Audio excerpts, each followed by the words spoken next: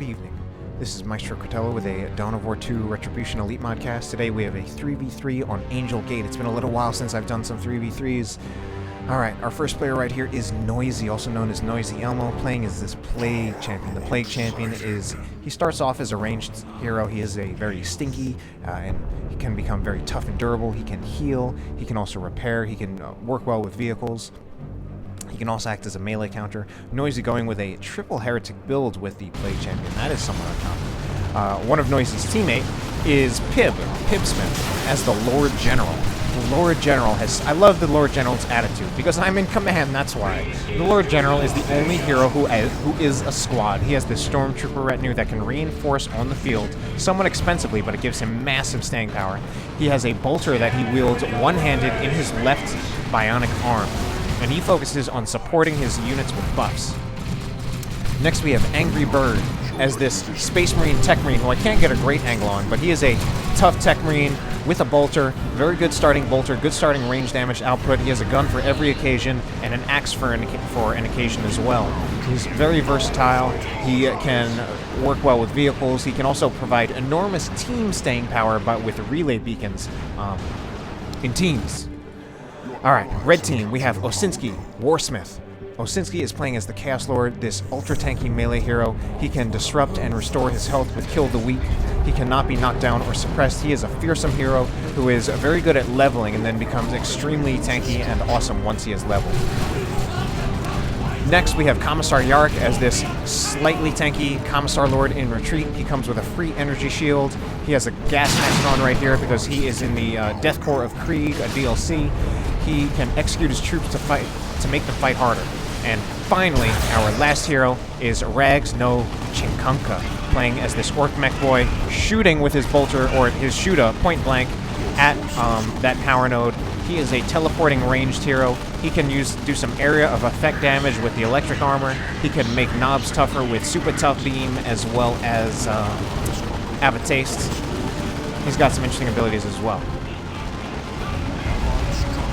So we have Shooter Boys, again, shooting at these power nodes. These shooting point blank, making sure that they don't miss that power node, because the closer you are to something, the less likely you are to miss it. In real life, that is. In Dawn of War 2, however, most units have 100% accuracy while standing still. Heretics just charge and swarm that Chaos Lord, which is exactly what you're not supposed to do with Heretics. At least not when you know that Kill the Weak is not on cooldown. But here, Noisy is actually swarming Osinski's Chaos Lord with Heretics, and I think this could actually result in Osinski losing his Chaos Lord, but he actually retreats him at a nice time with a nice retreat path so that he does not have to retreat through the Heretics. I wonder if he planned that. Commissar Yarrick is charging forward. He does have the Power Sword on his Commissar Lord that allows him to charge in and get into range much easier because he can use the Lead by Example ability, increases his speed by 2 for a few seconds, as well as making him do special attacks with every strike. It's actually somewhat similar to Battlecry in that sense, that you can do special attacks when it is active. We actually have some Flamer Guardsmen right here from Pibb Smith. Now, one of the things you can do with those Flamer Guardsmen, when you have the Lord General, the main disadvantage to Flamers is their range. When you're the Lord General, you can get the sniper rifle, and that will allow you to increase the range of your units, and you can use that in combination with Flamers to actually give them better range. Mekboy right here has teleported behind cover to try to harass the tactical Marines, and they actually retreat out of there. I guess there was a Mekboy flanking them. There were also the Sentinel and the Guardsmen coming out from the base. It's actually a triple cap for the blue team, and they have a 483 to 400 point BP lead. We have artillery spotters out on the field for Pibb. Also Catachan Devils. I don't know if he's gone for a Sentinel. I don't think he has.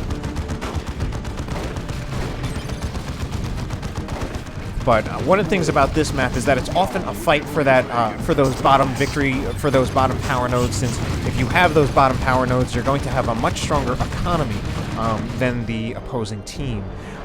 Races that have some particularly strong defensive options, such as Imperial Guard, especially the Lord General, as well as the Techmarine, are usually particularly good for holding those bottom power nodes. So it's been a triple cap for the blue team, but it looks like the red team is taking the field. They're actually pushing all the way up. Now, often much of the fighting on this map either congregates at the top VP or at the bottom power nodes. Right here we see Rags and Commissar Yarrick are actually pushing up all the way into the blue team's natural VP, which is not even that far from the blue team's base. And that's, I think, one of the reasons why fighting often doesn't take place down here, because it's so close to the blue team's base, or the right side's base. And I mean, there are all those buildings blocking the blue team from shooting directly at their VP from their base, but it's still just very, very close. Chaos Lord looks like he just barely got out of there. Osinski has gone for a very varied build, and he's getting a second Noise Marine squad when he already has one.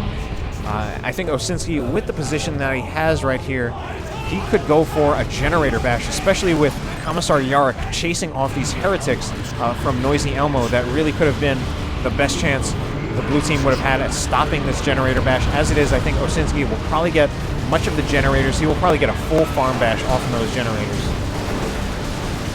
Commissar Lord, I think he will just about go down right there. No, he gets out of there alive. Oh, the Techmarine has bionics, just really getting those Slugger Boys off them. I love bionics. It's especially because you don't expect it from the Techmarine, because he's a ranged hero, or at least that's how he starts out, and that's how he always used to be. Him having an axe is obviously something it's just new to the Elite mod, and obviously we've had that axe for a long time in the Elite mod.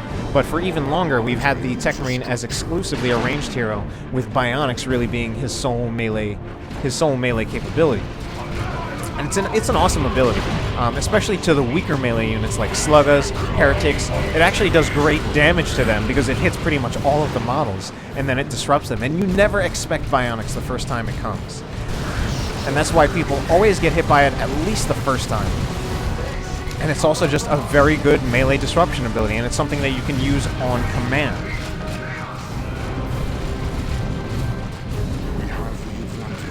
So Noisy has that triple heretic build. Noisy is known for being creative, for using builds that most players would not build, and just playing in ways that most players would not play. Like Noisy has a half-health grenade launcher heretic squad out on the field. A half-health grenade launcher heretic squad out on the field. And he's not retreating it. He's keeping it on the field. It's so weak. If these Noise Marines get in range with those heretics at all, they will kill them very, very quickly. As it is, it looks like the Plague Champion just barely gets out of there with 2 health. Has been upgraded to the Fetid Armor. Yeah, I mean, he needs to retreat those heretics pretty much immediately. We even have a 2-cultist heretic squad. If Osinski turns and goes for these heretics with his Chaos Lord instead of those Chaos Space Marines, he could potentially wipe it out. I don't know why he doesn't go for it. But anyway, we got an Imperial Guard regiment right here.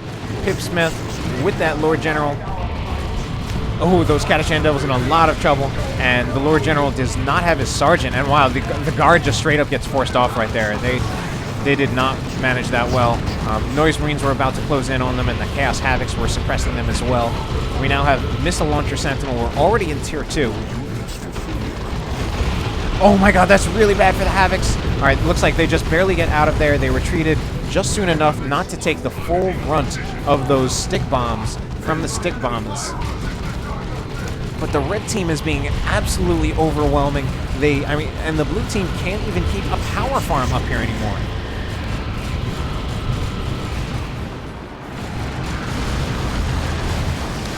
They brought the front. The front of the fighting is just right in front of the blue team base, right at their VP. We had some old reliable disrupting a bunch of shooter boys, knocked them all over, did some pretty nice damage. We also have a Blood Crusher out on the field from Noisy. Now Noisy is in the top lane, so is Osinski.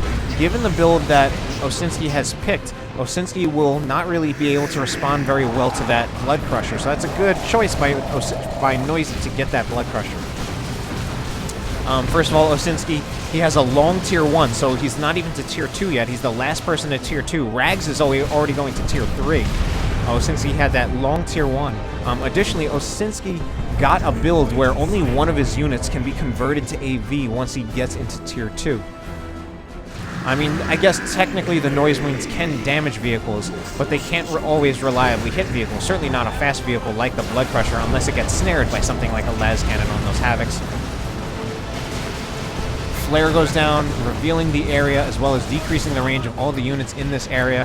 The Flare, you do have to be careful because it can decrease the range of your own units as well as friendly units. So you need to be a little careful with that Flare, even though it's an awesome ability and an engagement winner. Guardsmen get knocked over by Over-Reliable, but this Commissar Lord is running away, and the Chimera is right here as well, so he can reinforce all these Guardsmen. Guardsmen are actually at half health, so they are going to bleed a lot right now because they're all at half health, even though they were at full members. So that means nearly all of the Guardsmen are dead, but they're all alive.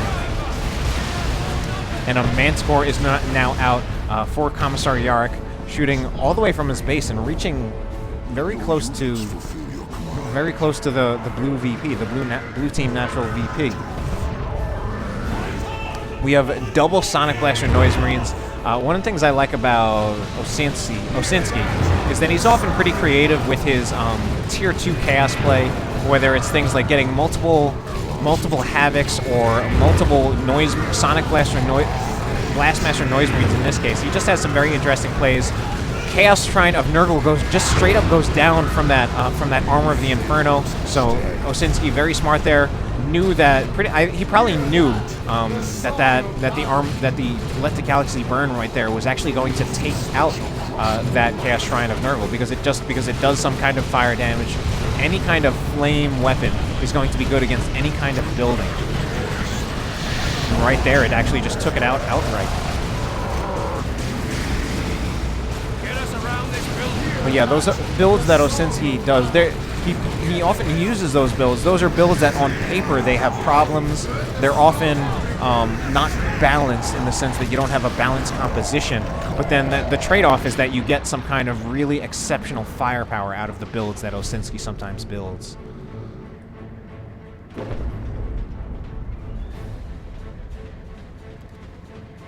We also have a Assault Cannon Dreadnought from Angry Bird.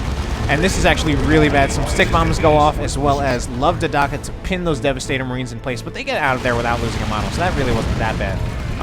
Commandos open fire to try to deal some damage to that Dreadnought. The Dreadnought is actually taking a lot of damage. We got a Missile Launcher Sentinel. It seems to be also getting snared by something, maybe some kind of las cannon there was. I'm speaking like Yoda right now. A las cannon there was. And the Mekboy was also shooting with his beaming death gun, so there were multiple sources of AV. Mekboy is teleporting forward. Rags really going for the kill. That beamy Luda, I mean that Mekboy Luda. Oh, but the Sentinel actually finishes it off, so some very nice play to take out that Dreadnought from Angry Bird.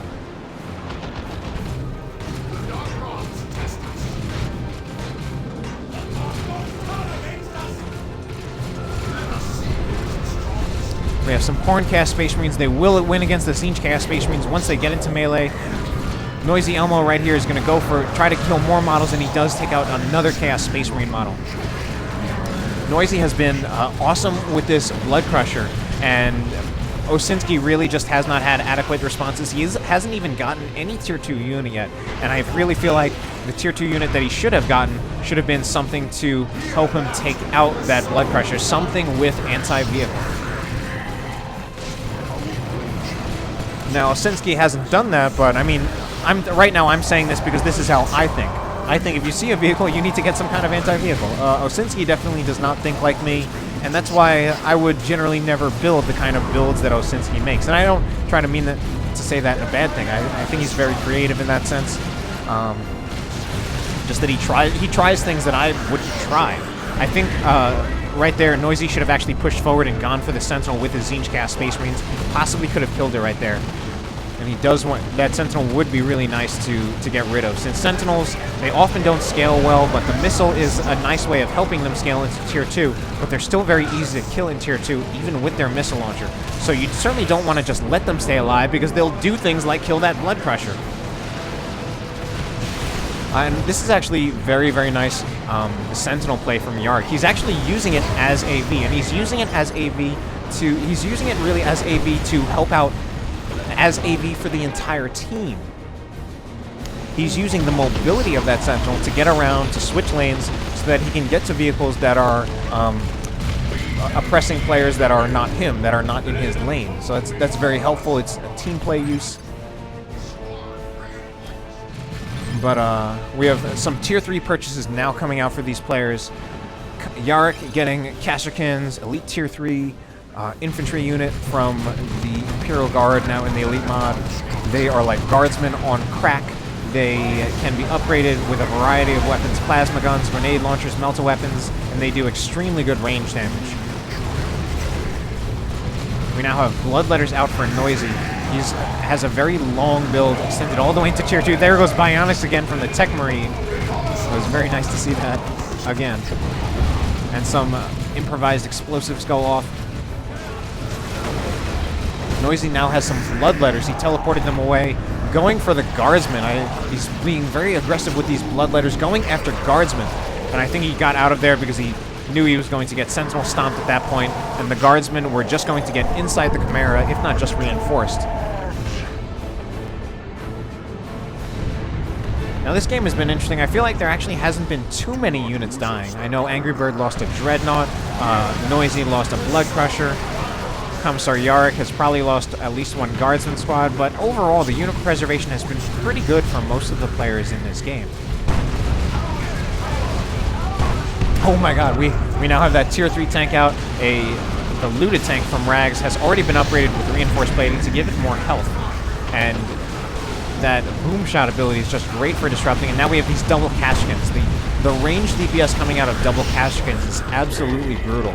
Now there are times when I personally say that I like to just get new Guardsmen when I'm playing the Imperial Guard, because they do have that synergy with Imperial Guard units, since they are a repair unit, and Imperial Guard often relies on vehicles, whether it's the Sentinel in Tier 1, the Chimera in Tier 2, or the Lehman Russ and the Baneblade in Tier 3. But those Kashrkins are just really ridiculous damage, and double Kashrkins is just going to give you a level of range DPS that you're just not going to get out of double Guardsmen. Wow, Noisy, Angry Bird getting absolutely slaughtered in that engagement. Almost lost Devastators, almost lost Stern Guard veterans as well. Devastators in particular were down to 2 health. We now have a Tzeentch Dreadnought. This belongs to Noisy. Noisy has elected to stay in Tier 2. Now that Tzeentch Dreadnought is very nice. It is very, very good. But it is good. And it does scale reasonably well just because of how powerful it is as AV. Although a Predator is ultimately better. It's more mobile. With the mark of Tzeentch, it is better as AV. You don't get the infantry blob control, but it's generally, a Predator is also more survivable than a Chaos Dreadnought. There's just a better chance that you should be able to keep it alive given its mobility, even though it has a smaller health pool. But this should be a situation where the blue team rather, that Chimera is in a lot of trouble. So that's a very smart play. That is pretty much like Commissar Yarrick. That could have made the difference between losing either one of these vehicles, and if not both of them, putting down that flare to reduce the range of those units. We now have Vanguard veterans out for Angry Bird, but they are at low health. They're at half health despite having all their models, and they need to get healed up.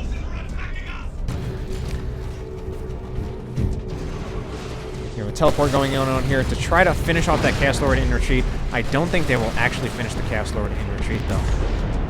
Chaos Lord is at level 5. He has the Combi Flamer, might want to switch to a melee weapon. And we also have a Lehman Russ. I love this Lehman Russ, particularly with the color scheme that Pibb has. It looks really, really awesome. This is an Executioner Lehman Russ. It trades some anti-vehicle firepower for massive anti-infantry fire. Look at how much it was destroying those Guardsmen. Guardsmen are running back to the Chimera for reinforcements. They are bleeding a lot, but this Lehman Russ is now in a lot of trouble, getting hit by several things. And for some reason, we had a mass retreat there that was Commissar Yarrick. And I guess he was afraid of getting his Castrican's overwhelmed, and he did not want them to die, but he also left that Leman Russ alive. I actually thought the Leman Russ was going to go down. We have a Commissar Flare right there. At this point, Yarrick was actually just using that Commissar Flare pretty much to reveal. And I think, oh, he's going, is he doing what I think he's doing? Oh, he's actually trying to chase down the Leman Russ with his Power Fist, which is ultimately not a good idea.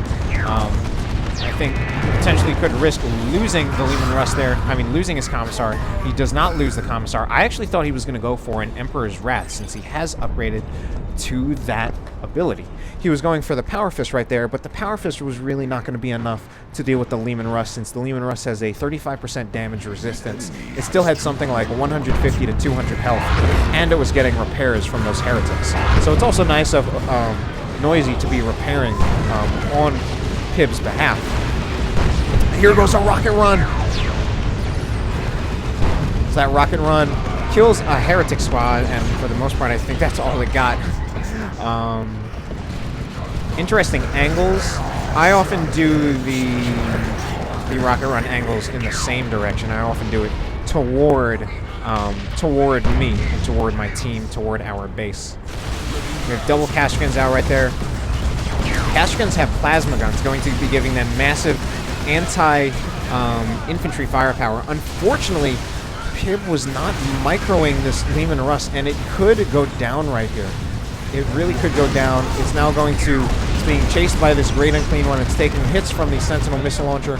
We actually now have the Commissar with the Fist of Brachus activating None Shall Fall, making all of his units invulnerable. There we saw that Emperor's Wrath ability, but it ultimately didn't hit much aside from this Plague Champion, and he's pretty tough right now. But the Leman Russ is still fairly low on health. The Sentinel that's chasing is also low on health. And we also have the Manticore right here at some risk itself. Takes a Sentinel missile hit. About to take another Sentinel missile hit. One more missile will finish off that Manticore. The question is, all right, Commissar Yarrick just charges in, and that time it pays off. The Manticore is made of paper, so having the Commissar chase after that is not a bad idea at all. As it is, the Sentinel gets out of there with a mere 15 health. So nicely played by Commissar Yarrick. Nicely played to keep a Sentinel alive in Tier 3 and still relevant. I was talking about how it doesn't scale, and Commissar Yarrick has made it useful. And he's actually made it useful as dedicated AV. So it's been very nice Sentinel play from Commissar Yarrick, and it's nice in a way that is different from a lot of other good Sentinel play. A lot of other good Sentinel play is often about how oppressive the Sentinels can be and how oppressive they can be early on, especially with multiple Sentinels. In this case, we're talking about a single Sentinel not being oppressive, but almost being like an assassin, a vehicle assassin late in the game, and being very precise with it. We have heretics that are about to go down, a new fresh heretic squad from Osinski that just went down, not quite paying attention to it, charging into Kadashan Devils and not doing very well with it. Bloodletter is going to take out the Chaos Lord in retreat, and they do in fact get him down. The Great Unclean One now chasing after this Leman Russ. He turns around, taking a lot of plasma fire, I think, from something. No, he's taking Mark of Zinch fire, which is extremely good against the Leman Russ, as well as getting hit by the las cannon from Noisy. Noisy has had pretty good preservation.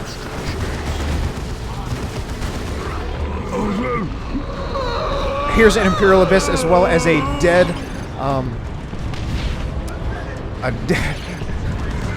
Great Unclean One. And we have Noisy Elmo, not Noisy Elmo, Angry Bird, raging and whining in the chat. He is unfortunately not the most well-mannered player. And it looks like the red team is ultimately going to take this game.